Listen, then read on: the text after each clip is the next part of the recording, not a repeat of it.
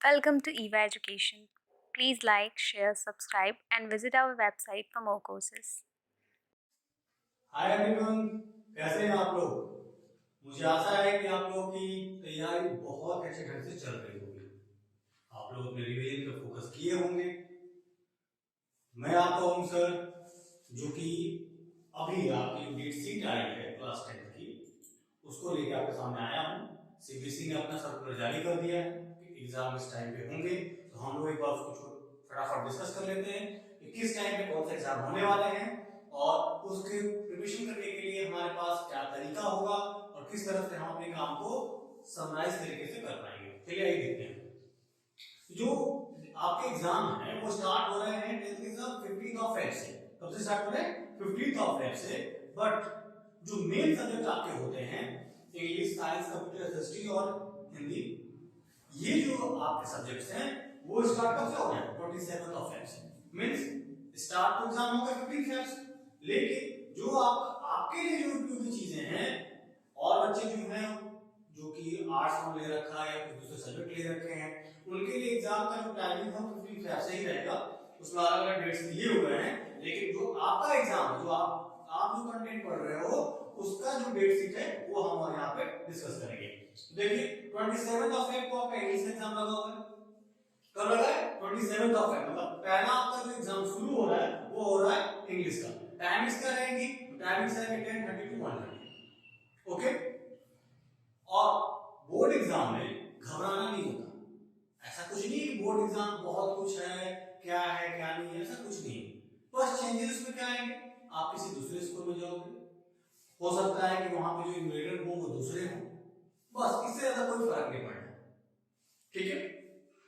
जिस तरह आप अपने स्कूल में एग्जाम देते थे उसी तरह का नॉर्मल एग्जाम है। तो बोर्ड का कोई हवा नहीं बनाना है कि नहीं बोर्ड बोर्ड आ गया, बोर्ड आ गया, ऐसा कुछ नहीं होता। आप नॉर्मली जो आपने स्टडी की है आप अपने स्कूल में एग्जाम देते आ रहे हैं, उसी तरह का एग्जाम होगा। बस एटमॉस्फेयर आपके आसपास का चेंज हो जाएगा। स्कूल दूसरा रहेगा, इन्विजिलेटर दूसरे रहेंगे, बाकी सब चीजें तो वैसे ही रहेंगी। कौन सा आपको चीटिंग करने का ऑप्शन तो आपके स्कूल में भी नहीं मिलता था, तो वहां कैसे मिल जाएगा? ठीक है। तो ऐसा कुछ नहीं होगा। हाँ, प्रिपरेशन आप अपनी करके रखिए, आपको वहां फुल सपोर्ट मिलेगा। आप जब स्कूल में अपने जाएंगे और सारी चीजें आपके लिए आसान रहेंगी। तो चलिए आइए देखते हैं। 27 फेब को इंग्लिश को हो जाएगा, फिर 4th ऑफ मार्च को साइंस है। मींस 27 4 से 4th मार्च फैब 28 की होती है। फैब 28 की होती है। तो 27 के बाद 28 फर्स्ट सेकंड थर्ड, 4 दिन का गैप आपको मिल रहा है किसके लिए? साइंस के लिए। तो इंग्लिश आपका एग्जाम हो जाएगा, फिर आपको 4 डे सिर्फ रिवीजन करना है। नई चीजें नहीं पढ़नी होती इस टाइम में, जो आपने किया है उसी को रिवाइज करना है, बार बार करना है। और आप तो कोशिश ये करिए कि पूरा जैन मंथ तक आपका सब कुछ कंप्लीट हो जाए और फरवरी जो मंथ आपका है वो सिर्फ और सिर्फ रिवीजन में जाए। ठीक है। आप इसके लिए अपने आवर्स भी डिस्ट्रीब्यूट कर सकते हैं कि हम पढ़ाई का अपना आवर कैसे कैसे रखें। उसके लिए आप क्या करिए कि कम से कम हिंदी जो आपकी है तो आपको आसान लगती होगी, उसके लिए 1 आवर मैक्सिमम होता है। 1 आवर मैक्सिमम होता है। एक उसी तरह से इंग्लिश है आपकी, इसके लिए भी 1 आवर। मैं ये रिवीजन की बात कर रहा हूं, ऐसा नहीं है कि मैं आपको बोल रहा हूं कि ये पढ़ना है, ये रिवीजन की बात हो रही है फरवरी मंथ में। तो पर डे बेसिस पे आप हिंदी 1 आवर रिवाइज करिए, इंग्लिश 1 आवर रिवाइज करिए, फिर आता है आपका कंप्यूटर, वो भी 1 आवर आप रिवाइज करिए। फिर उसके बाद से साइंस, ये जो साइंस आपका है इसके लिए आपको देने पड़ेंगे मिनिमम 2.5 आवर्स। मिनिमम 2.5 आवर ये आपको देने ही पड़ेंगे। किसके लिए? साइंस के लिए। फिर आपका मैथ्स हो गया, मैथ्स में भी 2 आवर्स डेली। फिर आपका एसएसटी है, एसएसटी के लिए भी 1.5 आवर। ये आपका पढ़ाई का शेड्यूल होना चाहिए रिवीजन का मंथ ऑफ है। तो आप कहेंगे कितने आवर्स हो जा रहे हैं? 1 2 3 आवर्स। फिर उसके बाद ये 4 7 आवर्स एंड 2 9 आवर्स। कितने हो गए? 9 आवर्स। आप कहेंगे कि इतना बड़ा शेड्यूल मैं कैसे करूं? 9 आवर का है। उसके लिए भी क्या करिए, आप टाइम को फ्रेम कर दीजिए। टाइम फ्रेम करना मतलब मॉर्निंग में 3 आवर्स कर लिया आपने, मॉर्निंग में 3 आवर्स, फिर आफ्टरनून में, क्योंकि अधिकतर स्कूल जो होते हैं वो क्लोज हो जाते हैं, प्रिपरेशन आपको लीव मिल जाती है फेब के मंथ में, तो आप लोग इसको इजीली शेड्यूल कर सकते हैं। फिर आफ्टरनून में आप कर लीजिए 3 आवर्स और नाइट में आप कर लीजिए 3 आवर्स। काम खत्म। जिस टाइम पे आपको लगता होगा कि मुझे बहुत नींद आ रही है, हर बच्चे का अलग अलग टाइम है, किसी को सुबह में नींद आती है, किसी को दोपहर में आती है और किसी को रात में। जब आपका नींद का टाइम है उस समय मैथ्स करिए, नींद आपकी भाग जाएगी।